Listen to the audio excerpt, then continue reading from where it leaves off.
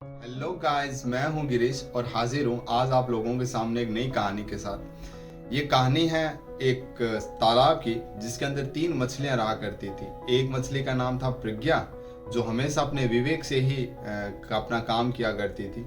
दूसरी मछली का नाम था समया, जो हमेशा समय पर काम करती थी। और तीसरी मछली का नाम था भाग्या, जो हमेशा अपने भाग्य के ऊपर निर्भर रहती थी, डिपेंडेंट रहती थी। अब एक दिन क्या होता है, उस तालाब के पास में कुछ मछुआरे आपस में बात करते हैं कि कल सुबह हम यहाँ जल्दी आएंगे और इन मछलियों को पकड़ के ले जाएंगे।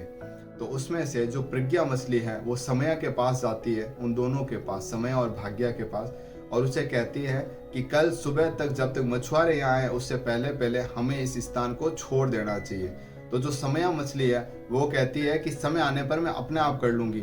लेकिन जो भाग्य मछली है वो कहती है कि अगर हमारी किस्मत में मरना लिखा होगा तो मर जाएंगे, और अगर बचना लिखा होगा तो हम बच जाएंगे। वैसे भी जीवन और मरण तो प्रभु के हाथ में है, हमारे हाथ में थोड़ी है।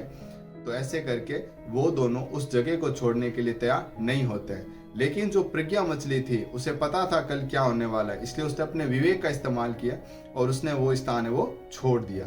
अब अगले ही दिन, क्योंकि इस समय मछली को अच्छी तरह से पता था कि अब ये सही समय है, मुझे इस जगह को छोड़ देनी चाहिए, वो उस जगह को छोड़कर चली गई। लेकिन जो भाग्य जो मछली थी उसे पता था कि अब जो होगा, जो भगवान चाहेंगे वही होगा। तो उसने उस जगह को नहीं छोड़ा। मछुआरे आए और उसने भाग्य मछली को पकड़ लिया, और इस तरह से भाग्य मछली जो थी वो नेट के अंदर जो जकड़ कर मर गई।